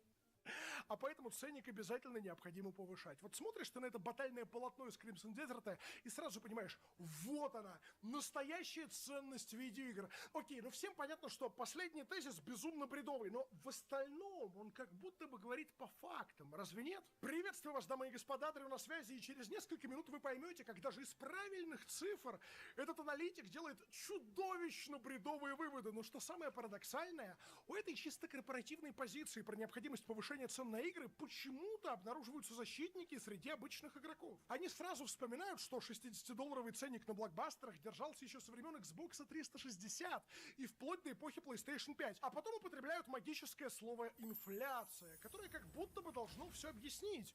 Но при этом они напрочь забывают, что игры — это не макароны и не нефть, и их ценообразование работает немножечко иначе. Но вот вопрос, а как именно иначе? Вот кто ставит играм ценники и по какому принципу? Для этого есть какая-то секретная формула, таблица или цена за копию выбирается маркетологом чисто по вайбикам? Почему, несмотря на инфляцию, лепить ценник в 90 баксов на базовую версию игры в 2026 году может себе позволить разве что Nintendo и только в определенных регионах? И даже Rockstar со своей 6-й GTA себе такого не позволит. Они максимум поставят ценник 80. Почему, если игры так продешевились за последние 20 лет, как говорит этот аналитик, мы с вами этого вообще ни разу не ощущаем, а игровая индустрия, наоборот, богата как никогда? И, наконец, по каким ценам люди реально покупают игры, и как мы с вами можем заставить издателей снизить ценник? Ну, давайте разберем по частям мысли этого великого аналитика и узнаем. И начнем мы с очень краткого, но крайне показательного экскурса в историю цен на видеоигры, после которого вы подумаете: о, а в словах этого аналитика из Банка Америка есть буквы. В конце 90-х, в стародавнюю эпоху первой PlayStation, игры-блокбастеры только начинали зарождаться как явление, и первые из них стоили приблизительно 40-50 баксов. Например, самая масштабная игра той эпохи, легендарная Final Fantasy VII, стоила около 50 долларов, но обычные игрушки стоили поменьше, в районе 40-ника. Например, именно в такую сумму обходился игрокам Naughty-Dog'овский Crash Bandicoot или культовая Лара Крофт. Ну, точнее, не сама Лара, Лара-то она бесценна, а игра про нее, которая называлась Tomb Raider. В начале нулевых с появлением следующего консольного поколения цены легонечко подросли, и ценник в 50 баксов из редкого исключения стал уже обыденностью. Жаркая криминальная GTA Vice City стоила в США $50. Первый God of War, Metal Gear Solid 2 и Final Fantasy X тоже оценивались именно в полсотни баксов. Цены на игры тогда были весьма стабильными благодаря небольшим, а главное разумно расходуемым бюджетам. Вот та же самая GTA Vice City стоила в производстве сколько? Попробуйте угадать. 30 миллионов долларов, 50 миллионов долларов? Нет, все было гораздо скромнее. 5 миллионов долларов на разработку и 13,5 на маркетинг. В пересчете на современные цифры, с учетом всеми любимой инфляции, это где-то 35 миллионов долларов, то есть примерно бюджет первого Kingdom Come Deliverance или Клара Обскуровная. Кстати, вот вам мозговзрывающий факт. Между днем, когда лично ты смотришь это видео, и моментом релиза GTA Vice City прошло уже гораздо больше времени, чем между релизом GTA Vice City и тем самым 1986 годом, по которому она столь красиво ностальгирует. То есть мы с вами сейчас дальше от релиза GTA Vice City, чем сама Vice City от своего ретро-ностальгического сеттинга 80-х. Думайте, подписаться! В 2006 году произошел еще один перелом. И с появлением поколения PlayStation 3 и Xbox 360 игры вышли на новый 60-баксовый уровень. Именно столько стоил, скажем, второй Uncharted, игры оригинальной серии Modern Warfare, GTA 4, культовая Last of Us, да и вообще любая крупнобюджетная игра того времени, ты просто тыкаешь в нее и почти со 100% вероятностью увидишь ценник в 60 баксов. Но когда в 2013 году вышел PlayStation 4 и Xbox One, ничего не изменилось, игры так и продолжили стоить 60 баксов. Четвертый Uncharted стоил ровно столько же, сколько и второй. GTA 5 стоила столько же, сколько и четверка. А перезапуск God of War стоил столько же, сколько и God of War 3. Это было просто прекрасное время для нас с вами, прекрасное время для игроков. Время невероятной стабильности и уверенности в завтрашнем дне, потому что ты точно знал, сколько денег тебе нужно подготовить. Я до сих пор с благодарностью и умилением вспоминаю, как в 2014 году Стас Вилборч подарил мне на день рождения предзаказ, за что мы его осуждаем. Но предзаказ третьего Ведьмака, поэтому осуждаем поменьше, всего за 750 рублей. И согласитесь, ну это просто фантастика. Но что интересно, несмотря на то, что ценник уже 2 консольных поколения оставался зафиксированным, игровая индустрия зарабатывала много как никогда и ставила рекорды. А как так, товарищ аналитик, а как же инфляция? Инфлирует ведь все. Кстати, а знаете, что никогда не инфлирует и останется таким же ценным, как и 10 и 15 лет назад? Разумеется, самая крепкая валюта на свете — ваши царские мотивирующие лайки, которые вы не забывайте ставить под моими видосами, за что вам, кстати, огроменное спасибо. Спасибо, что их ставите. Однако в 2020 году все изменилось, и благодаря усилиям PlayStation, Джима Райана и Германа Хольста был введен так называемый налог на Next Gen. Как это работало, объясняю. Вот покупаешь ты игру для PlayStation 5, выкладывай на бочку 70 баксов по причине того, что она Next Gen, и все. Я до сих пор помню уморительные истории, когда PS4 и PS5 версии одной и той же игры различались ценники на 10 баксов, а за эту разницу ты получал примерно ничего. Ну, кроме конфигурационного файлика с новыми настройками графики под PS5 и еще поддержку DualSense. Но постепенно $70 стали новым индустриальным стандартом, и все эти Elden Ring, вторые Спайдермены и новые уже квадрупл-A блокбастеры от компании Ubisoft стали стоить крепкую премиальную 70-очку. Получается, что за последние 26 лет, с 2000 года по 2026, цена на среднюю AAA-игрушку возросла с 50 до 70 баксов, то есть аж на 40%. При этом с учетом инфляции в 93% доллар обесценился почти что в 2 раза. Это что, выходит, что мужик из Банка в Америке был прав? Все, пора поднимать ценник на игры до 90 баксов, потому что инфляция? И знаете, что я скажу? Да! Поднимайте! Ставьте ценник хоть 80, хоть 100 баксов. Nintendo же вон поставили, и вы увидите, что случится. Ой, а почему ручки трясутся? А почему никто не спешит этого делать? А почему все так хотят, чтобы 6-я GTA, как этакий ледокол, сначала проложила всем остальным дорожку к этому ценнику? А потому что они знают, что слово «инфляция» — это манипуляция. Во-первых, потому что инфляция так, сука, не работает. Это не универсальный множитель, которому, как закону физики, обязаны подчиняться все товары. А во-вторых, издатели лучше всех знают, что ценообразование игр зависит от инфляции ни в первую, ни во вторую, даже не в...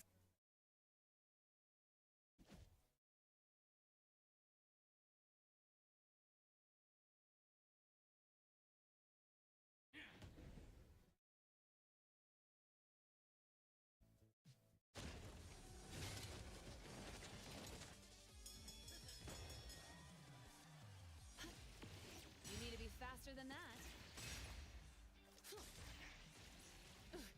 No big deal. Continue. You'll need to try harder next.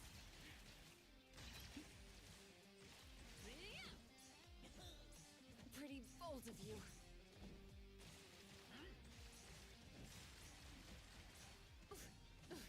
No, you need to be fast. Arc light.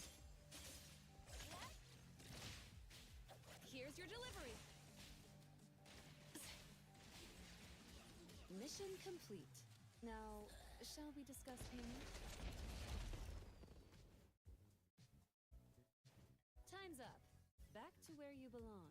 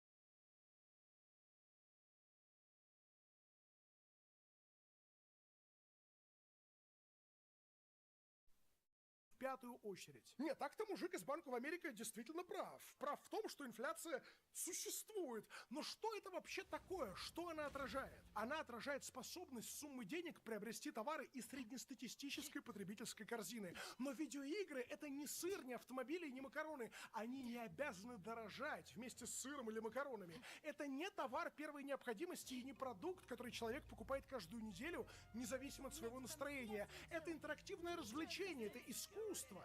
И торговля искусством подчиняется другим правилам. Зато знаете, что для многих в последнее время стало товаром первой необходимости? Конечно же, хороший надежный VPN. Например, Paper VPN. В этот раз ребята забежали к нам с короткой 30-секундной интеграцией, так что досмотрите ее, пожалуйста, до конца. У Paper замечательные скоростные характеристики. С этим VPN можно смотреть и стрим друга в Дискорде, и кружки в Телеграме, и Full HD видосики на Ютубе. Также у Paper VPN есть собственное приложение для популярных операционных систем с раздельным туннелированием, а одной подпиской может пользоваться бесконечное количество людей. Сервис на рынке уже 4 года. У него огромное количество пользователей и тысячи положительных отзывов. А главное, что цены на тарифы у Paper стартуют всего от 120 рублей в месяц. А с моим промокодом DDRZG, который вы сейчас видите на экране, вы получите скидку аж в 10%, так что переходите по ссылке в описании, подключайтесь сами и зовите друзей. А если вам что-то не понравится, то Paper VPN в течение 30 дней без проблем вернет вам деньги. Так, а мы остановились на том, что, по мнению аналитика, цены на игры надо срочно подымать, потому что за последние 26 лет случилось 90...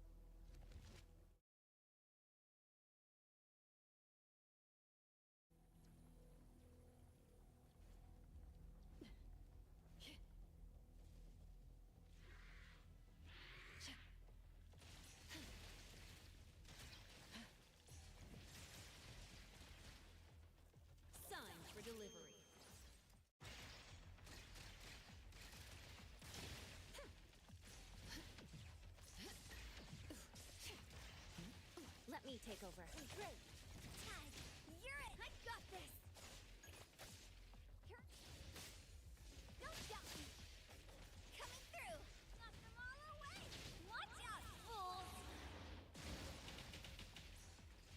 Pretty lively here. I'll deliver this one myself.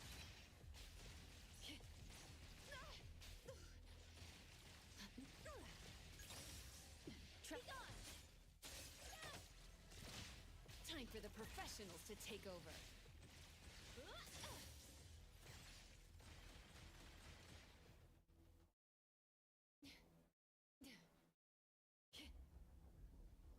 Time's up. Back to where you belong.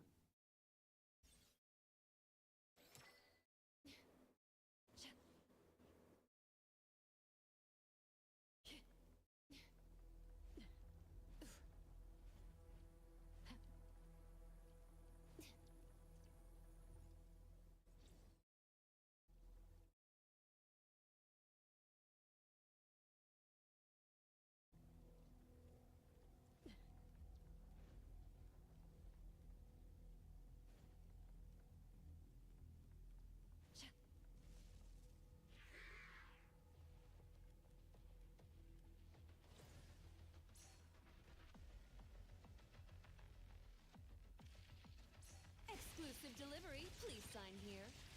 I will see through the next one. Come here, Coco. Watch out! Don't blink!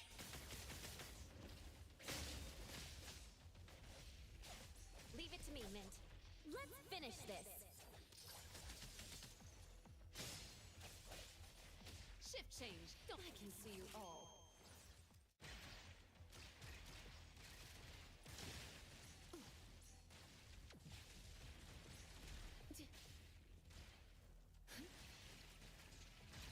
Let me take over. Here it is!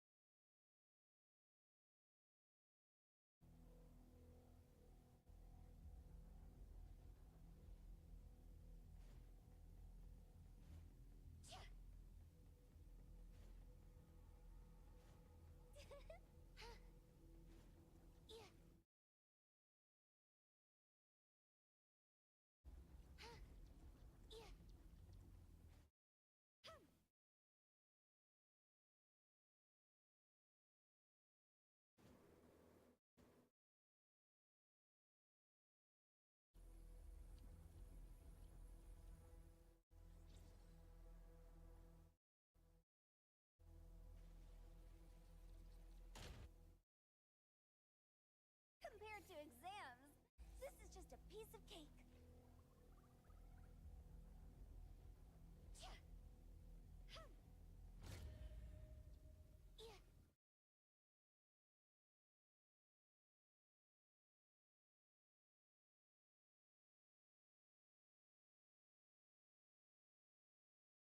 Yeah, what the fuck?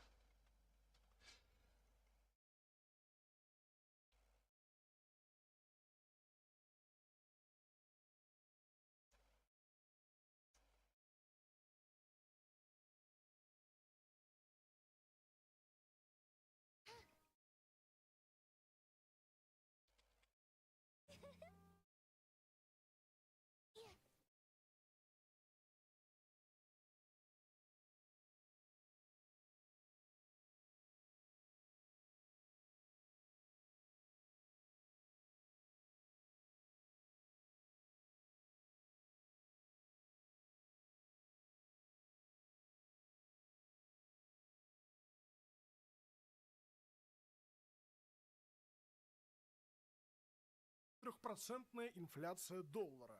Ага, а ничего тот факт, что с 2000 года по 2026 аудитория видеоигр нехило так выросла.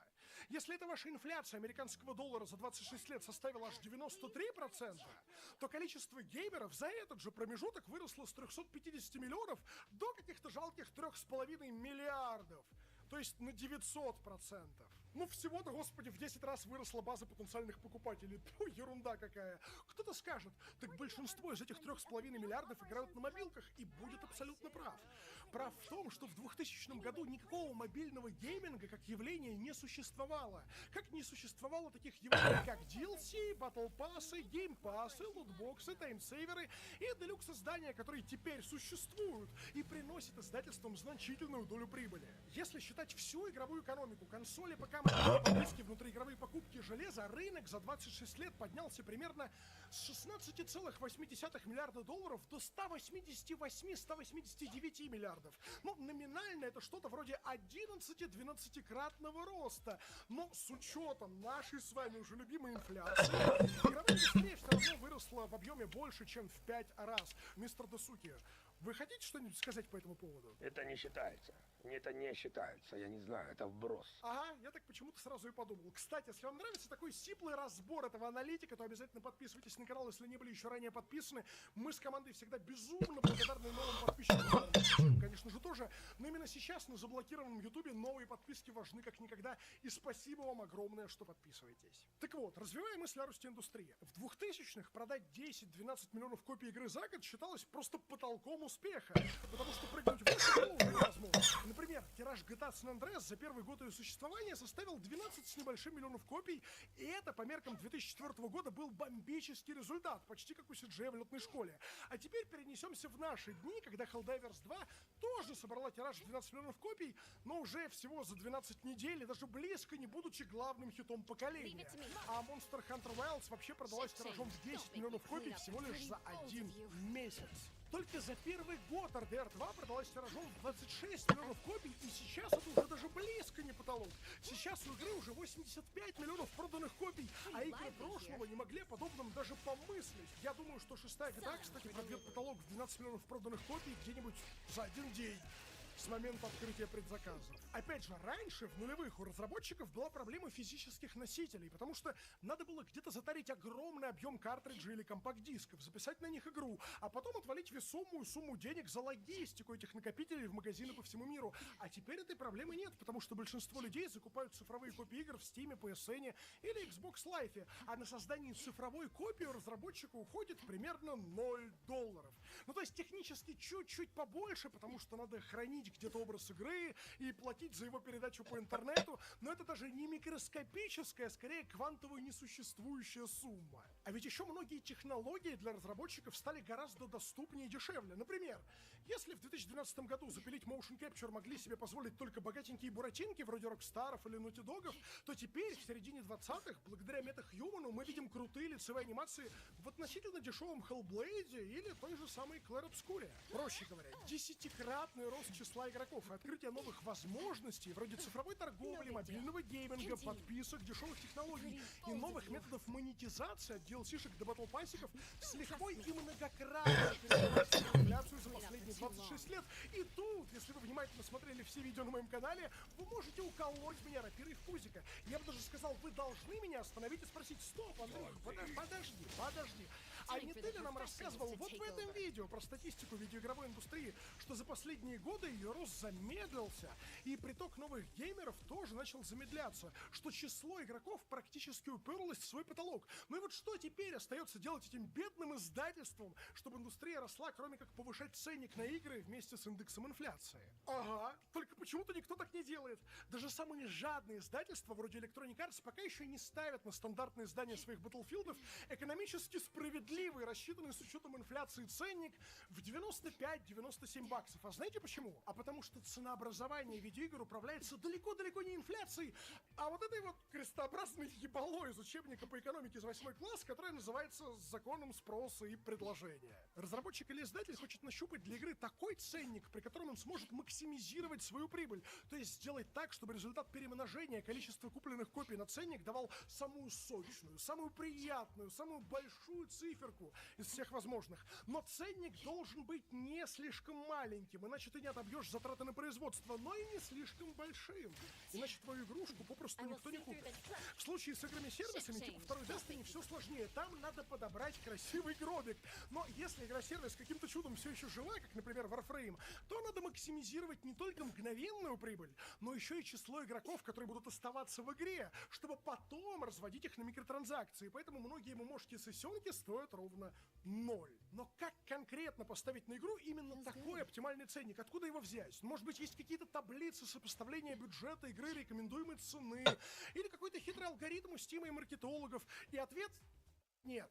К сожалению, все гораздо-гораздо хуже. Например, на планете нет ни одного аналитика, который сумел бы целиком понять, осознать и объяснить, откуда взялся 70-долларовый ценник у магической помойки под названием Forspoken. Лично я могу лишь предположить, что издательство уже понимало, что игру не спасти, и поэтому хотело срубить денег хотя бы с тех бедолаг, которые по ошибке ее купят. Но никакой рыночности в этом решении не было. Вообще, в идеале, при выборе ценника для игры необходимо учитывать сразу кучу вещей. Например, то, что игровой рынок в 2026 году экстремально конкурентный и перегретый. В одном только Steam за последний год, без учета консолей, появилось 21 472 новых игры, из которых около 1200 имеют более 500 отзывов, то есть заслуживают хотя бы минимального внимания. В среднем получается по 3 заслуживающих внимания игры в день. Причем в каждом популярном жанре и поджанре идет лютая заруба за внимание игрока. Call of Duty сражается с Battlefield, PUBG с Fortnite, Ark Raiders с марафоном, а Slay the Spire с миллиардом своих клонов. И на таком рынке, где у твоей игры всегда есть какая-никакая альтернатива, первый, кто поднимает цену выше конкурента, скорее всего, проигрывает.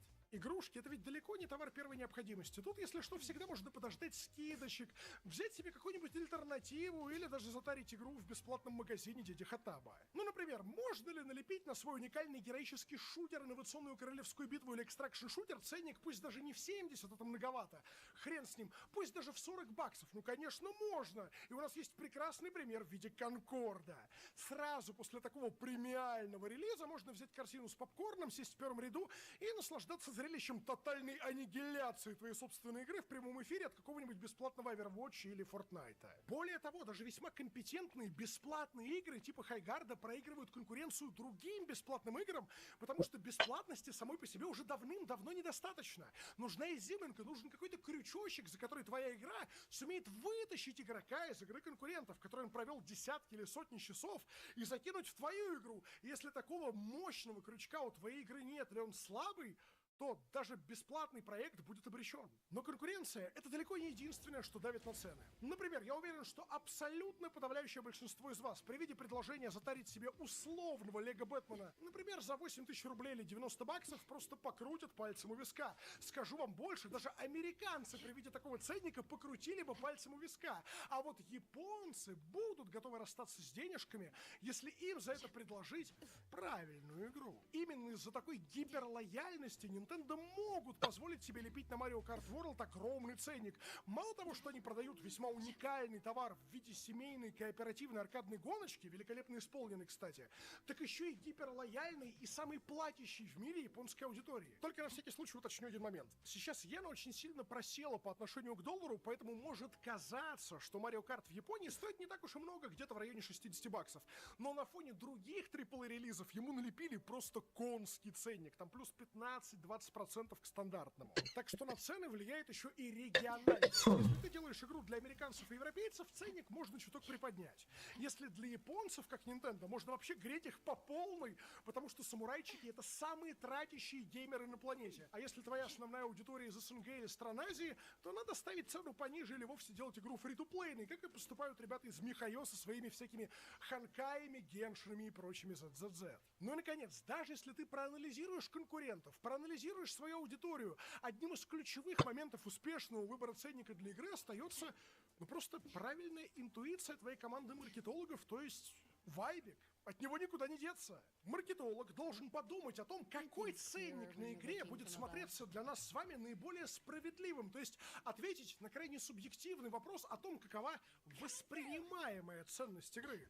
Потому что мы с вами покупаем игры не по нужде, а ради ощущения, ради желания получить какой-то опыт, и ощущение справедливости от взгляда на ценник резко повышает шансы на то, что ты приобретешь эту игру. Вот смотришь ты на третьего Ведьмака, потом на его цену, и вообще не понимаешь, как ты такой дешевый, как тебя, сука, можно не купить, а потом плавно переводишь взгляд на Redfall, извини, что напомнил о моем существовании, и просто не дупляешь, как они вообще посмели требовать за него не то что $70, а деньги надо доплачивать, чтобы люди в это играли. Или, скажем, на обсидиановскую ролевуху Outer Worlds 2 изначально планировали налепить ценник в $80, и вы не поверите, какая толпа игроков тут же ринулась ее предзаказывать. Вот такая! И только когда ценник на игру опустили до более приемлемых $70, ее хоть кто-то начал покупать. Поэтому, да, в ценообразовании буквально есть элемент чувствования своей аудитории, то есть вайбик. Цена какого-нибудь Форспокена была несправедливо завышена, и это лишь ухудшило его и без того катастрофическое положение на рынке. А вот цена Силксонга, или, скажем, дополнение Кровь и Вино для третьего Ведьмака, наоборот, они были несправедливо занижены, но нам это настолько понравилось, что мы не только их скупили, так еще и побежали рассказывать остальным, что такие классные штуки продаются за столько дешево, и это лишь привлекло к этим проектам больше аудитории. Надо сказать, что у CD Projekt'ов вообще уникальная ценовая стратегия. Они даже антипиратскую защиту на свои игры не ставят, чтобы максимизировать число игроков и дать проектам хороший пиар. А потом тебя, если что, просто заживет чувство вины за то, что ты спиратил такую классную игруху, и как только у тебя появится возможность, ты занесешь проектам деньги. И что самое интересное, эта стратегия работает. Впрочем, есть одна штука, которая позволяет невозбранно налепить на игру ценник гораздо больше, чем она того заслуживает, и это сила бренда. Многие люди почему-то до сих пор полагают, что бренд в игровой индустрии что-то да значит. А поэтому, если ты продаешь условную Call of Duty, у тебя больше морального права поставить на нее $70 ценник, чем у авторов условной Insurgency, например. Потому что твой бренд банально узнаваемый, и люди готовы за него платить. Например, это может быть Call of Duty Modern Warfare 3 2023 года, которая была просто ужасающим ленивым поделием, но зато там был дрон Комар. Или это может быть недавний Black Ops 7. Еще на цену игры в некоторой степени влияет ее релизный контекст.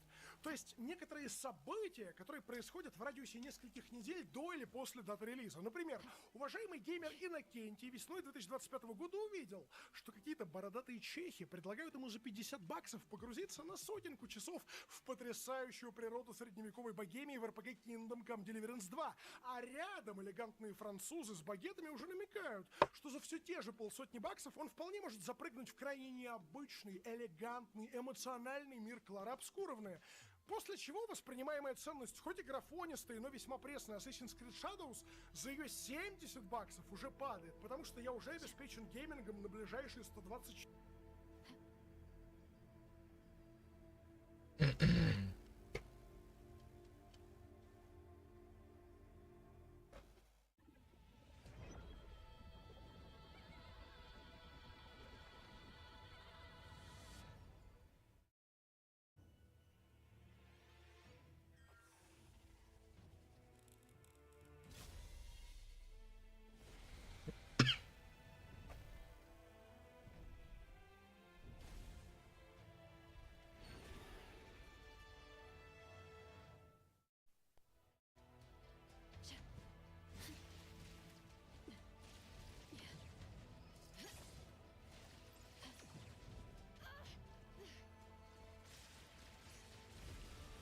Pretty bold of you. Large light.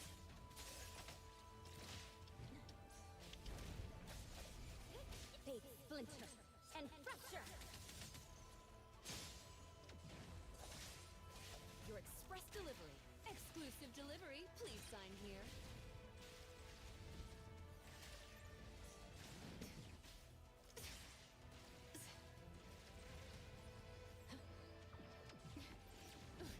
No big deal.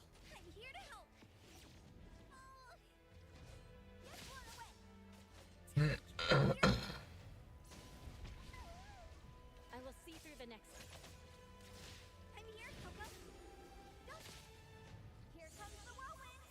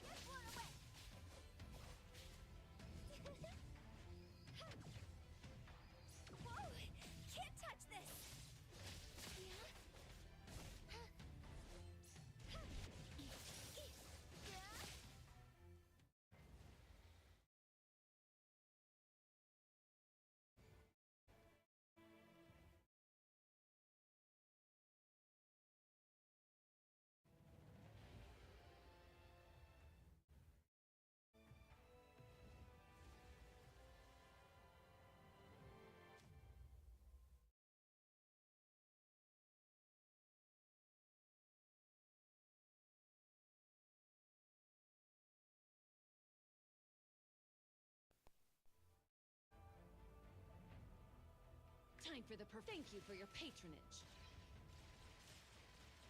I can see you all. Let me see. Great. Decided. Fight zero.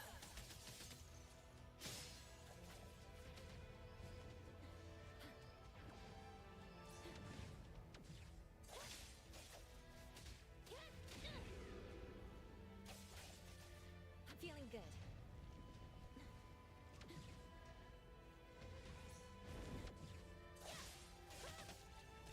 Intel confirmed. You need to be faster than that. You need to try harder next time. I'm here, Coco. Hit first. What? Don't blink.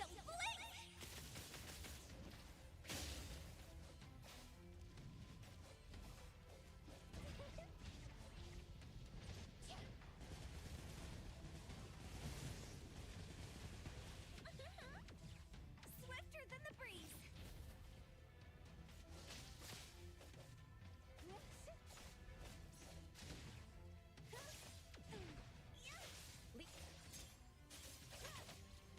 Here's your delivery.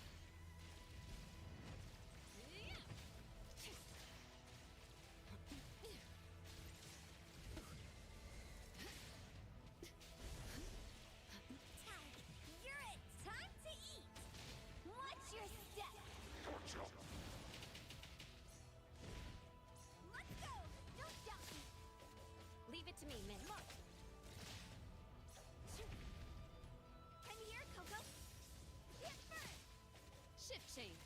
Sign for delivery.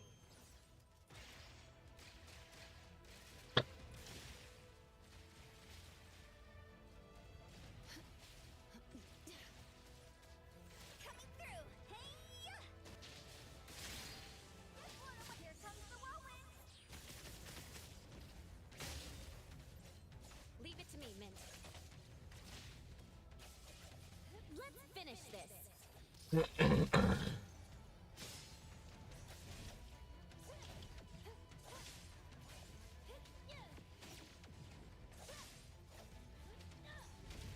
Not too difficult.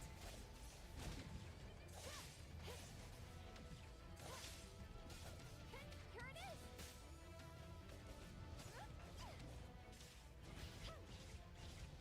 Leave it to me. Feeling good.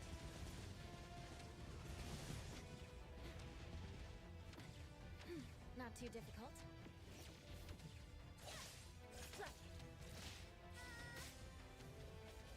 Leave it to me, Mint.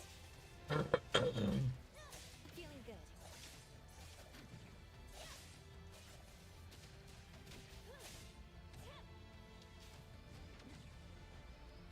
Not too difficult. I'm here, Coco. Leave it to me, Mint. Feeling good. Fate splinter and fracture. It's fine. Not too difficult.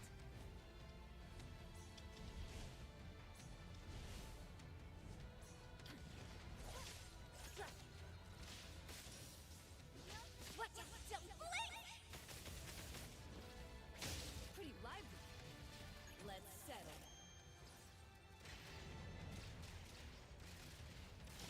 I will see through the nexus.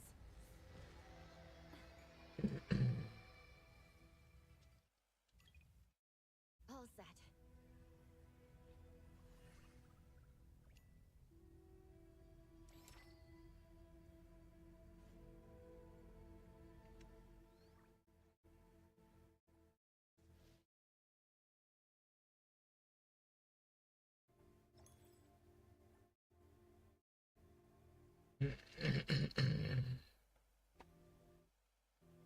Yay, 150.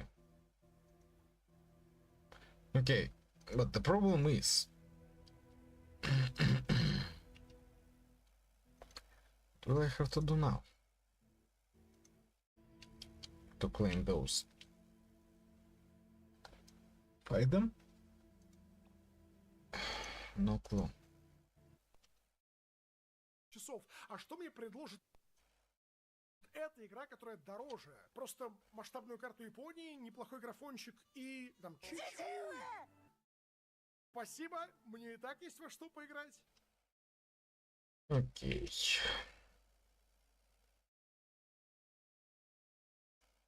I'm not interested in playing this game anymore today.